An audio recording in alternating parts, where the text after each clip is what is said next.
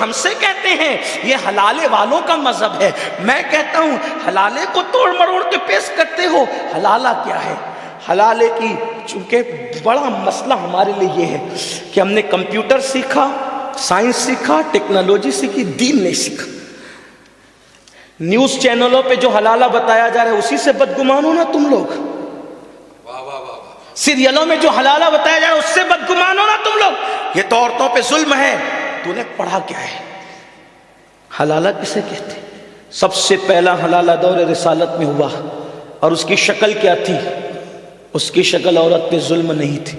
ایک شخص نے ناراض ہو کے بیوی کو طلاق دیا، طلاق پڑھنے کے بعد اس نے عدت گزار کے ہمیشہ رہنے کے لیے اپنے پسند سے ایک جگہ نکاح کیا، ہمیشہ رہنے کے لیے اپنی پسند سے کہ اس کے ساتھ گھر بساؤں گی، وہاں رہی لیکن وہاں نہ جم سکا، انبن ہوئی، تو میں ہوئی، اس نے طلاق دے دی، دوسرے شوہر نے بھی طلاق دے دی، کوئی پلان نہیں تھا نکاح کا، نہ کوئی طلاق کا پلان تھا، ہمیشہ ہمارے یہاں نکاح ہمیشہ رہنے کے لیے ہے۔ اگر کوئی 70 سال کی مدت پہ بھی نکاح کرے گا تو وہ نکاح ہوگا ہی نہیں، ایک دو دن کے لیے نہیں، 70 سال تک۔ کوئی مشکل کتاب کا نام نہیں تھا، بار شریعت اٹھا کے پڑھ لو نا، اردو زبان میں، اب تو آپ کے گجراتی میں بھی ہے۔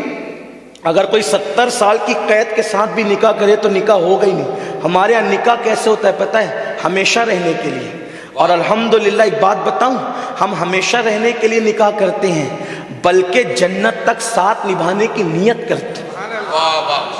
ہاں، اس لیے کہ جو میاں بیوی دنیا میں پیار محبت سے رہتے ہیں وہ جنت میں بھی ایک ساتھ رہیں گے، اور قرآن کہتا ہے وہ تکیے لگا کر کے تختوں پر بیٹھیں گے اور اللہ کا دیدار کریں گے۔ حدیث پاک میں ہے کہ وہ تکیے لگا کر کے میاں بیوی بیٹھیں گے اور اللہ کا دیدار کر کے اللہ کو کیسے دیکھیں گے؟ تو میرے آقا فرماتے جیسے تم آسمان پہ چاند دیکھتے ہو ویسے تم اللہ کا دیدار کرو گے۔ سیکھا نہیں، پڑھا نہیں، بس اس کو سن کر کے بس افواہوں پر دھیان دے کر کے پریشان ہو رہے ہو۔ تو ہمیشہ رہنے کی نیت سے اس خاتون نے نکاح کیا تھا، دوسرے شوہر سے بھی نہیں جمع، انہوں نے طلاق دے دی۔ طلاق دے دی تو عدت گزارنے کے بعد پہلے شوہر کو احساس ہوا تو انہوں نے ان سے کہا کہ آپ پہ ظلم ہوا، اب میں آپ کے ساتھ نکاح کرنا چاہتا ہوں۔ تو ان کے بھائی نے کہا میں نہیں کرنے دوں گا، کیونکہ پہلی بار اس نے طلاق دیا تھا۔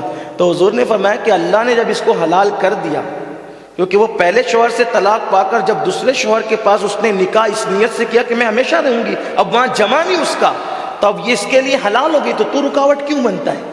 یہ تھا حلالے کا اسلامی تصور۔ یہ ایک رات کے لیے، 2 رات کے لیے یہ اس طریقے کی سودے بازیاں، اس پر ابن حجر حدیث لکھتے ہیں، اللہ کے رسول نے فرمایا جو اس طریقے سے ارینج کر کے حلالے کرے، آقا فرماتے ہیں وہ کرائے کا سانڈ ہے، سانڈ۔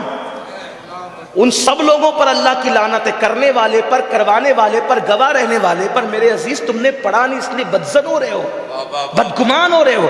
ہمارا مذہب اتنا حسین ہے کہ آپ اس کی تعلیم کی طرف آئیں تو آپ کو پتہ چلے۔